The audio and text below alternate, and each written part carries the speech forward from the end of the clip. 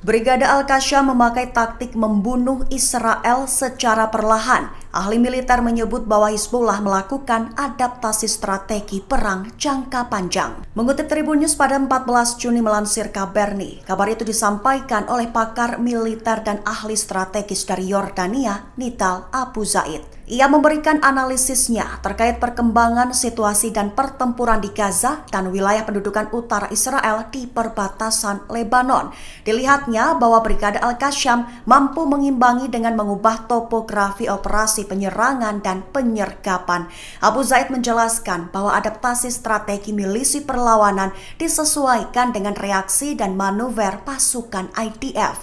Al-Qassam mengandalkan fragmentasi kekuatan dan tidak terlibat dalam bentrokan yang besar-besaran. Abu Zaid menyimpulkan bahwa apa yang disaksikan di bagian utara wilayah pendudukan lebih dari sekedar serangan tradisional, namun lebih ke perang atrisi, di mana tujuan Hizbullah adalah membunuh musuh secara perlahan. Sebanyak 15 situs militer Israel di dataran tinggi Golan ditembaki ratusan roket Hizbullah. Serangan tersebut disebut menjadi serangan terbesar sejak Israel Lebanon mulai baku tembak. Mengutip Tribun News pada 14 Juni melansir Middle East Monitor, serangan itu telah dilakukan pada Kamis 13 Juni 2024.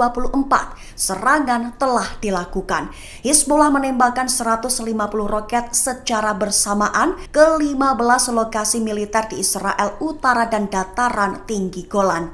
Serangan itu dilakukan untuk mendukung ketabahan rakyat Palestina di Gaza dan sebagai tanggapan atas terbunuhnya 3 pejuang Hizbullah, termasuk seorang komandan lapangan senior pada Selasa 11 Juni malam dalam serangan di Lebanon Selatan. Dilaporkan oleh juru bicara militer Israel bahwa akibat dari serangan ratusan roket itu adalah kebakaran di beberapa lokasi. Diketahui kini ketegangan telah meningkat di perbatasan Lebanon Israel. Tahanan Palestina membongkar perlakuan tak manusiawi dan penyiksaan kejam dari tentara Israel. Satu di antaranya adalah disuntik paksa menggunakan zat tak diketahui dan penandaan unik pada satu bagian tubuh. Mengutip Tribun News pada 14 Juni melansir Euromed Human Rights Monitor yang terbit pada Rabu 12 Juni 2024. Sumber utama menyebut bahwa mereka yang bisa bertahan hidup adalah orang-orang yang beruntung. Mengingat terjadinya kekerasan seksual, suntikan paksa menggunakan zat yang tidak diketahui, melukai dengan disengaja, serta penandaan unik pada tubuh warga sipil Palestina. Sehingga dalam laporan sumber resmi mendesak komunitas internasional dan lembaga peradilan internasional harus memutus siklus tersebut, menyatakan sikap tegas dan mengambil tindakan nyata melawan penyiksaan mengerikan yang dialami warga sipil Palestina, baik pria maupun wanita. Terlebih adanya kasus di mana tentara Israel yang menembaki tahanan Palestina yang telah dibebaskan. Insiden itu diketahui terjadi pada Selasa 11 Juni, di mana puluhan tahanan dari kawasan Zikim di jalur Gaza Utara dibebaskan. Angkatan bersenjata Yaman memanaskan front laut sebagai bagian mendukung rakyat Gaza. Pada Kamis 13 Juni, Yaman menargetkan 3 kapal musuh di Laut Merah dan Laut Arab hingga hangus terbakar. Mengutip Al-Mayadin pada 14 Juni, kabar itu disampaikan oleh juru bicara Brigade Jenderal Yahya Sari. Sari membenarkan bahwa kapal-kapal itu terkena serangan dan menyebabkan kebakaran.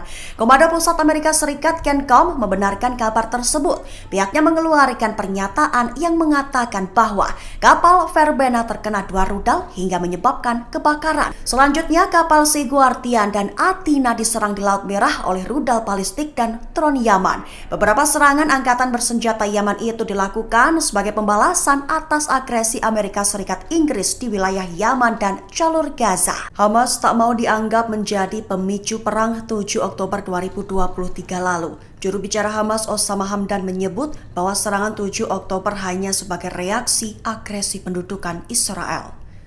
Mengutip Tribun News pada 14 Juni melansir sumber utama, hal itu disampaikan Hamdan dalam wawancaranya beberapa waktu ini.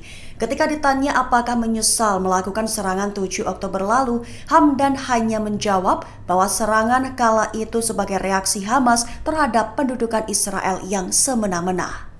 Hamdan menjelaskan lebih lanjut bahwa yang berkuasa yang bertanggung jawab dan itu adalah tanggung jawab Israel. Selain itu, Hamdan juga menolak laporan palsu bahwa pemimpin Hamas Yahya Sinwar menyatakan kematian ribuan warga Palestina adalah pengorbanan yang perlu. Terkait laporan tersebut, Hamdan menegaskan bahwa pesan tersebut adalah palsu. Pemimpin gerakan Ansarallah Yaman Sayyid Abdul Malik Al-Houthi menyatakan eskalasi masih berlanjut. Dirinya menyatakan bahwa Amerika Serikat sudah gagal menghadapi Yaman di front laut. Mengutip Al-Mayadin, pada 14 Juni kabar itu disampaikan Al-Houthi dalam pernyataannya pada Kamis 13 Juni kemarin. Awalnya ia mengkritik negara-negara Arab yang merencanakan manuver dengan Israel di bawah pengawasan Amerika Serikat. Kemudian mengutuk agresi Gaza, memuji dampak Hizbullah dan merinci tindakan militer Yaman. Al-Houthi menyoroti bahwa di dunia Arab dan Islam kejahatan abad ini sedang terjadi, di mana dengan ketidakadilan yang berlangsung selama 251 hari dan mengacu pada genosida yang sedang berlangsung di jalur Gaza. Sayyid Al-Houthi menegaskan bahwa Israel bingung mengenai front Hizbullah, serta menyebut para analis yang menilai keadaan Israel di front utara memperkirakan akan terjadi bencana jika konfrontasi dengan Lebanon meningkat. Ditegaskan oleh Al-Houthi bahwa posisi Yaman mengakibatkan ketidakmampuan Amerika untuk menjaga pergerakan Israel di front laut. Brigade Al-Qassam melakukan aksi penyergapan dengan jebakan yang dinilai presisi lantaran menanam bom tepat seusai IDF melemparkan alat peledak. Mengutip Tribun News pada 14 Juni melansir Channel 13, kabar itu hasil penyelidikan sumber utama beberapa waktu ini. Dalam laporan menunjukkan bahwa ada sebuah terowongan di bawah rumah 3 lantai di Camp Shabaura. Tertulis bahwa anggota Brigade Al-Qassam mengetahui tindakan pencegahan Israel dan mereka menunggu tentara IDF untuk melemparkan alat peledak di dalam rumah.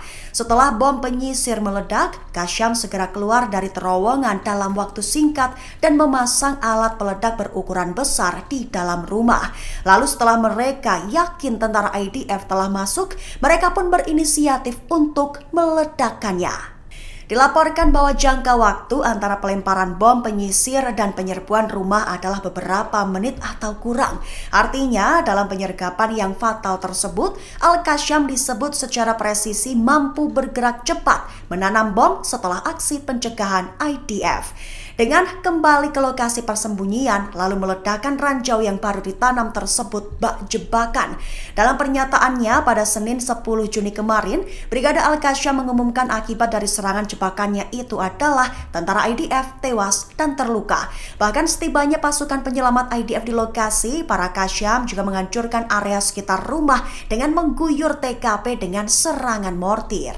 Pejabat Menteri Luar Negeri Iran Ali Bagheri Kani beri kutukan terhadap Israel, menyebut bahwa Lebanon akan menjadi neraka bagi Zionis, neraka yang tidak dapat kembali lagi. Mengutip Al-Mayadin pada 14 Juni, kabar itu disampaikan Ali Bagheri Kani saat konferensi pers bersama dengan penasehat keamanan nasional Irak Qasem Al-Arraji di Baghdad pada Kamis 13 Juni 2024. Pihaknya tegas memperingatkan Israel agar tidak berperang melawan Lebanon dan pejuang perlawanannya. Disebutnya Israel akan merasakan neraka yang tidak dapat kembali lagi.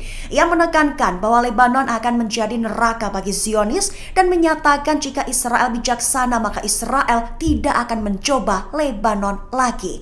Merujuk kekalahan luar biasa yang diderita pendudukan Israel pada tahun 2000 dan 2006 melawan Hizbullah. Download Tribun X sekarang, menghadirkan lokal menjadi Indonesia.